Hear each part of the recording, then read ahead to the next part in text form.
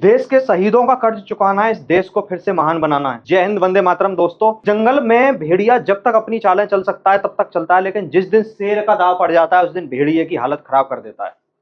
और अगर कोई भेड़ ये सोचती हो कि ये भेड़िया उसे शेर से बचा लेगा या ये भेड़िया उसका शुभचिंतक है, तो वो भेड़ भी मूर्ख होती है। और ऐसा ही कुछ इस समय भारत की भू राजनीति में चल रहा है। इंडिया की और इंडियन ओशन की जियो पॉलिटिक्स में ये तीन खिलाड़ी अपनी चाल चल चुके हैं, और उस चाल से जो भेड़िया है वो इतना बौखला गया है कि वो भेड़िया और उसने जो भेड़िए भेड़ की खाल में छुपे हुए थे ना चारों तरफ, उन सबको नकाब उतारने पर मजबूर कर दिया है। साथियों, अगर आप ये मैप देख पा रहे हो तो यहाँ पे थी स्ट्रेट ऑफ हॉर्मुज, जिसके पीछे अब तक सारा विवाद चल रहा था, और इसका भी बाप है straight of Malacca. Straight of Malacca ये जगह है, यहाँ आपको सिंगापुर दिख रहा होगा। यहाँ पे भारत की सीमा समाप्त होती है नीचे की, और इससे नीचे ये है अंडमान और निकोबार द्वीप समूह। इसको बोलते हैं हम निकोबार, ये है अंडमान। यानी जो उत्तरी हिस्सा है वो तो है अंडमान, और जो दक्षिणी है वो है निकोबार। अब यहाँ पे भारत ने कुछ ऐसा किया है कि जिससे चाइना और चाइना के जितने प्रॉक्सी हैं, भारत के अंदर भी चाइना के बहुत ज्यादा प्रॉक्सी हैं, और वो कौन कौन है कुछ मैं आज इस वीडियो में दिखाऊंगा, कुछ आप ऑलरेडी जानते हैं। तो इस ग्रेट निकोबार में चाल क्या चली है उसको समझने से पहले आप चीन की कुछ चालों को मैं बता देता हूं। यह है श्रीलंका, जो भारत के बिल्कुल दक्षिण में है, और इसको देखो, इसका नाम है हम्बनटोटा। हम्बनटोटा में बंदरगाह है एक, जिसको चीन ने 100 साल के लिए श्रीलंका से लीज पे लिया है। मतलब एक्चुअल में 99 ईयर्स को लिया है, लेकिन हम उसको 100 साल मान लेते हैं। 99 ईयर्स को श्रीलंका से चाइना ने इसको लीज पे लिया है, हम्बनटोटा को। अब यहाँ पे उसने बोला तो यह है कि मैं यहाँ व्यापारिक बंदरगाह बनाऊंगा, लेकिन चीन की चाल को कोई नहीं समझ सकता। चीन हमेशा जो सामने बोलता है, पीछे वो हमेशा पीठ में छुरा भोंकता है। ऐसा आज से नहीं, हमेशा से चीन का रिकॉर्ड रहा है। यहाँ पे ये है कोलंबो। इस कोलंबो पोर्ट का जो डेवलपमेंट है वो अडानी ग्रुप कर रहा था।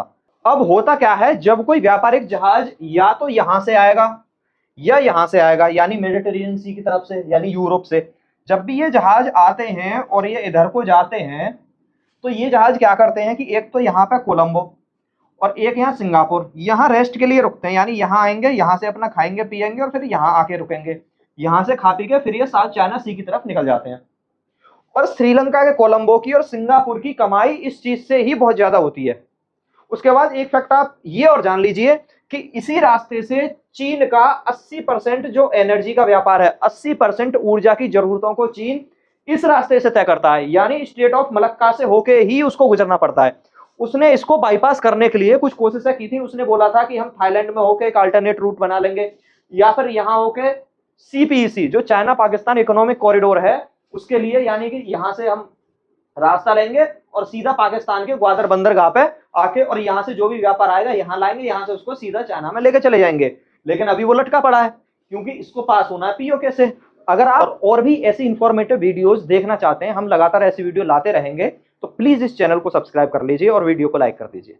Thank you. इस टाइम भारत में जो सरकार है उसका स्टैंड बड़ा क्लियर है कि पीओके हमारा हिस्सा था और रहेगा। इसके लिए अमित शाह ने संसद में बोला कि भाई हम जान दे देंगे, हम सर कटा देंगे पीओके के लिए। अब जब भारत की सरकार ने देखा कि एक तो ये चोक पॉइंट है चाइना के लिए, यानी जब भी चीन आंख निकालेगा हम जरा सा ऐसे गर्दन पकड़ेंगे और चीन तिलमिला जाएगा। पहला तो फायदा ये। दूसरा, जितना भी ट्रैफिक यहाँ से गुजरता है उनके पास सिर्फ 2 ऑप्शन है, एक तो है सिंगापुर और दूसरा है, मैंने बताया, श्रीलंका में कोलंबो।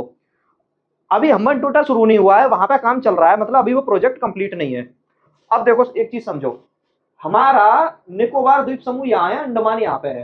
तो अगर कोई जहाज यहाँ होकर जा रहा है, इसको बोलते हैं, इन दोनों के बीच में ये जो रास्ता है ये लगभग 160 किलोमीटर चौड़ा है। कितना है? 160 किलोमीटर। अब यहां होके कोई जहाज जब निकलेगा, यहां पे हमारा समुद्री बेड़ा इस समय तैनात रहता है, उसको बोलते हैं आईएनएस बाज।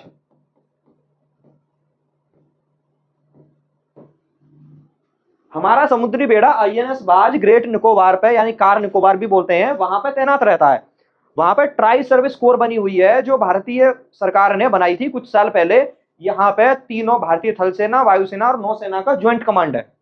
अब भारत ने क्या प्लान किया कि भाई सैन्य जो महत्व है वो तो है ही, लेकिन अगर हम यहाँ पे सिंगापुर की तरह एक व्यापारिक केंद्र बना दें कि जहाज अगर इस रास्ते से गुजरे तो वो यहाँ रुके, चाय पानी पिए, कुछ पैसा हमको दें, कुछ सामान उतारा, ताकि यहाँ से हम अपने जो भी ईस्टर्न कोस्ट है इंडिया का, वहां हम सीधा सामान दे सकते हैं। जो इंटरनेशनल ट्रैफिक यहाँ होके जा रहा है वहां से हम सीधा यहाँ को सप्लाई कर सकते हैं। अब अगर यहाँ से कोई जहाज माल यहाँ उतारेगा फिर जाएगा, तो उससे अच्छा है कि वो यहाँ उतारे और यहाँ से हम सीधा यहाँ को ट्रांसफर कर दें। अब इन चीजों को ध्यान में रखते हुए भारतीय सरकार ने एक प्रोजेक्ट लॉन्च किया जिसका नाम दिया ग्रेट निकोबार प्रोजेक्ट। इस प्रोजेक्ट की लागत 92,000 करोड़ और 166 वर्ग किलोमीटर क्षेत्र में यह बनेगा, ग्रेट निकोबार आइलैंड में। ठीक है, मलक्का स्टेट से सिर्फ और सिर्फ 40 समुद्री मील, 40 नॉटिकल माइल। यानी मैं आपको इस प्रोजेक्ट की कुछ खास खास बातें समझा देता हूं कि 40 नॉटिकल माइल है, मैंने अभी बताया। यहां पे गैस सोलर पावर प्लांट बनेगा, कितने का? 450 मेगावाट एम्पियर का। उसके बाद एक प्लांट टाउनशिप बनेगी बिल्कुल मॉडर्न, और इंटरनेशनल एयरपोर्ट बनेगा, यानी जो 4000 पैसेंजर पीक आवर में इतने को हैंडल कर सकता है। तो आप सोचिए वहां कितना फुटफॉल होगा, कितना ट्रैफिक बढ़ेगा। एक इंटरनेशनल कंटेनर ट्रांसशिपमेंट टर्मिनल, इसका मतलब होता है कि जो भी इंटरनेशनल शिप जा रहे हैं उनके लिए एक ट्रांसशिपमेंट टर्मिनल बनेगा, जहां पे वो रुक सकते हैं, ऑयल फिलिंग कर सकते हैं, रेस्ट कर सकते हैं और कुछ सामान को इधर से उधर भी कर सकते हैं, यानी कुछ सामान वहां पे उतार सकते हैं। अब इस डेवलपमेंट में जो सबसे बड़ा चैलेंज आया वो आया एनवायरमेंट रिलेटेड। एनवायरमेंट रिलेटेड ये कि जो ग्रेट निकोबार आइलैंड है वो बिल्कुल भूमध्य रेखा के पास है, यानी 6 डिग्री चैनल। भूमध्य रेखा को अगर आप बीच में बिल्कुल 0 डिग्री मानो तो उसके ऊपर 1 2 3 4 5 6 यानी बिल्कुल पास में। अब भूमध्य रेखा से 10 डिग्री ऊपर और 10 डिग्री नीचे तक बहुत भयंकर बारिश होती है एवरीडे, जिसको 4 PM रेनफॉल भी बोलते हैं, जिसकी वजह से वहां एक बहुत घना जंगल डेवलप हो जाता है और उसकी वजह से वहां पर बहुत ज्यादा बायोडायवर्सिटी डेवलप हो जाती है।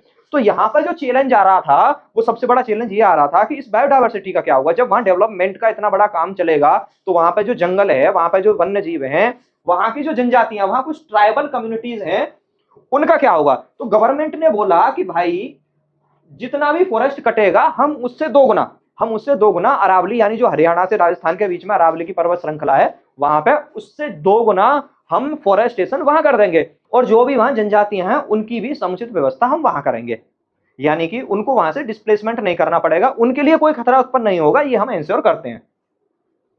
हमेशा से डेवलपमेंट वर्सेस एनवायरमेंट एक बहस हमेशा चलती है, तो देखना यह होता है कि कोई भी सरकार या कोई भी एजेंसी उसको मिटिगेट कैसे कर सकती है। अब जैसे ये खबर आती है मीडिया में बाहर कि भारत ने इसको अप्रूव कर दिया है, और जो एनजीटी है जो एनवायरमेंट से रिलेटेड क्लियरेंस देती है किसी भी प्रोजेक्ट के लिए, उसने इसको हरी झंडी दे दी इस प्रोजेक्ट को, तो तुरंत कुछ लोगों के पेट में मरोड़ उठनी शुरू हो गई। अब मरोड़ क्यों उठी है? मरोड़ उठी है इंडियन नेवी की वजह से, कि भाई अगर वहां पे इंडियन नेवी की प्रेजेंस बढ़ेगी, उस जगह पर इंडियन नेवी प्रेजेंस बढ़ाएगी, वहां पर स्ट्रॉन्ग होल्ड होगा इंडिया का, तो उससे सीधा सीधा खतरा जाता है चाइना को, और चाइना को खतरा जाएगा तो चाइना के साथ जिन लोगों का MOU है या जो लोग चाइना के पैसे पे अपनी जेबें भरते हैं उनके पेट में दर्द उठना लाजमी है।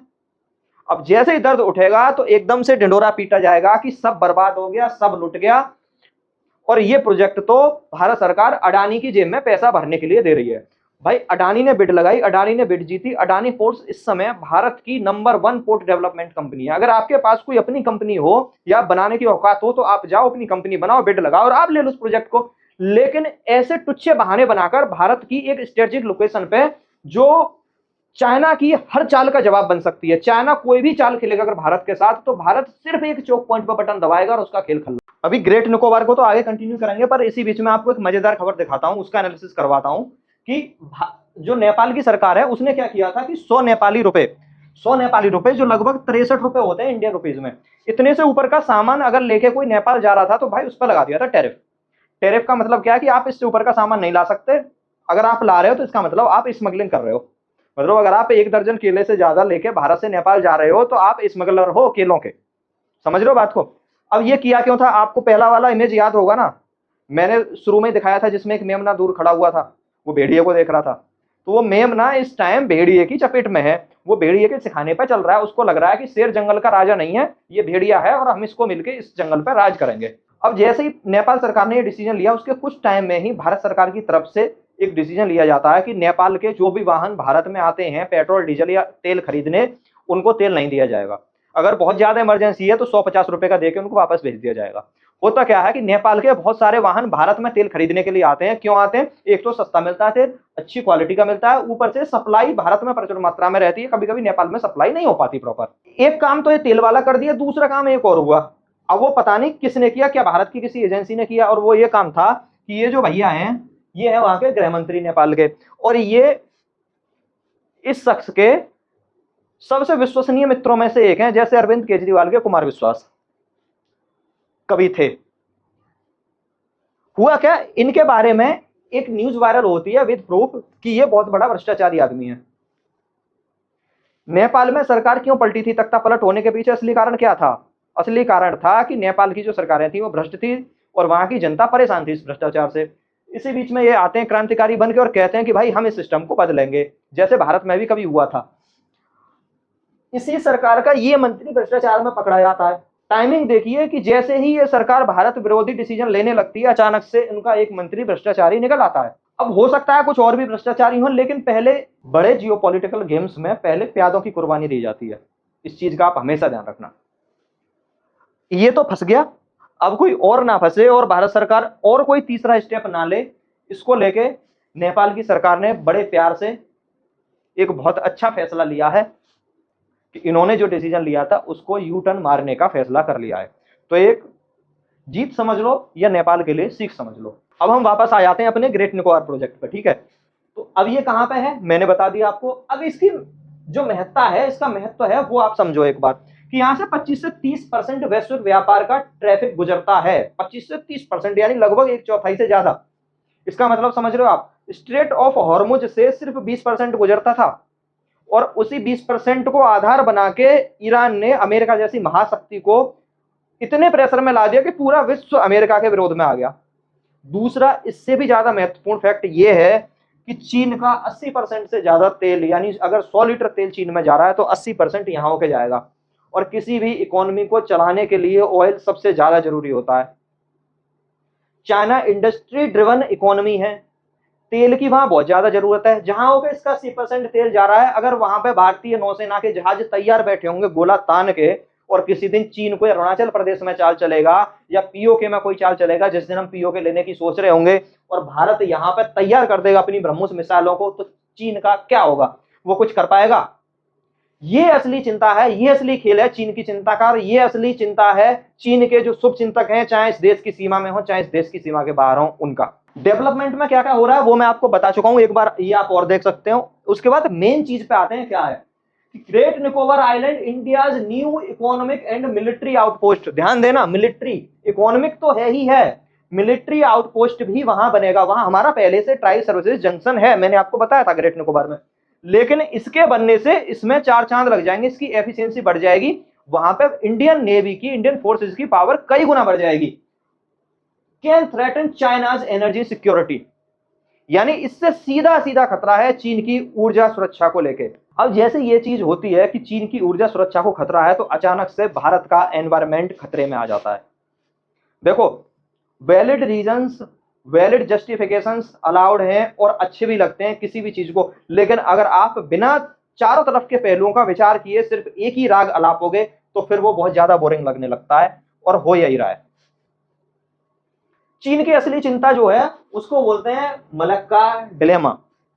ये टर्म दी थी हु जिनताओ ने, जो हु जिनताओ थे इनके, हु जिनताओ राष्ट्रपति थे ये शी जिनपिंग से पहले, उन्होंने इसको बोला था मलक्का डिलेमा। यानी कि चीन बहुत समय से कभी वो बनाएगा सीपीईसी बनाएगा, कभी मलेशिया में होके कुछ कट करने की कोशिश करेगा कि मैं यहां होके कुछ एक कैनाल बना लूं, जैसे स्वेज कैनाल बनी हुई है, कभी वो म्यांमार से बात करेगा कि हमें यहां होके रास्ता मिल जाए, लेकिन वो इसका कोई अल्टरनेट ढूंढ नहीं पा रहा। अब उसके तेल का 80% यहां अब चोक पॉइंट बन जाएगा भाई।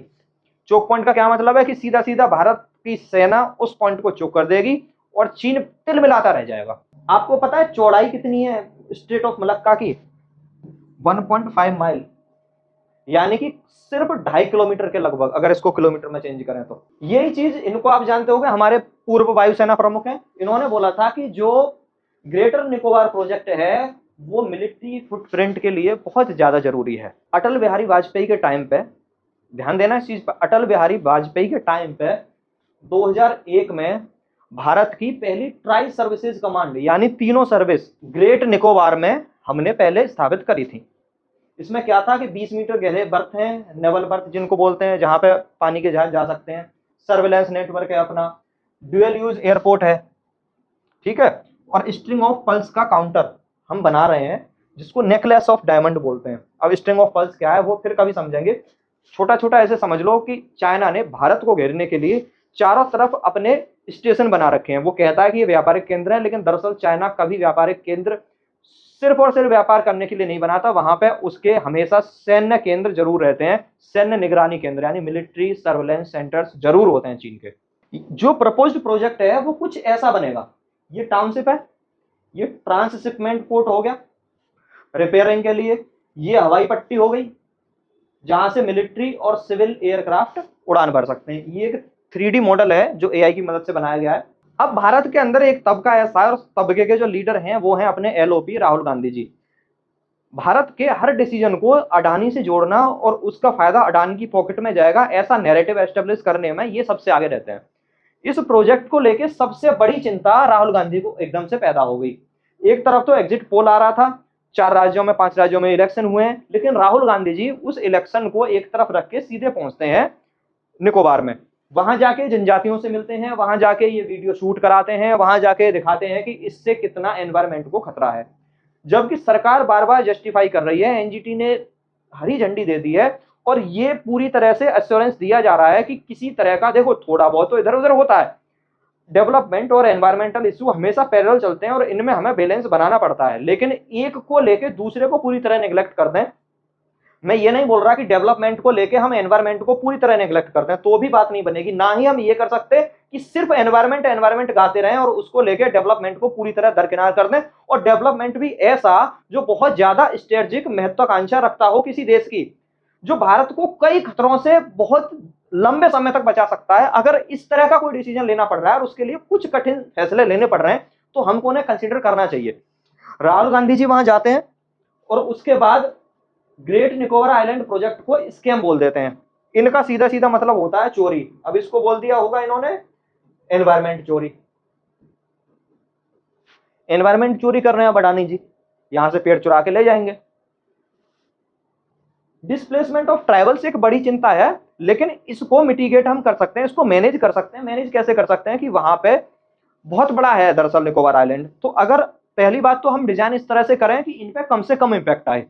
दूसरा, अगर इंपैक्ट आ भी रहा है तो उनके लिए हम कुछ अल्टरनेटिव व्यवस्था वहां पे बना सकते हैं। बिल्कुल, भारत सरकार के जो ऑफिशियल्स हैं वो क्या बोल रहे हैं कि स्ट्रेटेजिक नेसेसिटी है, ये डिस्ट्रक्शन नहीं है। मतलब हम विध्वंस नहीं कर रहे हैं भाई, हमें इस चीज की जरूरत है।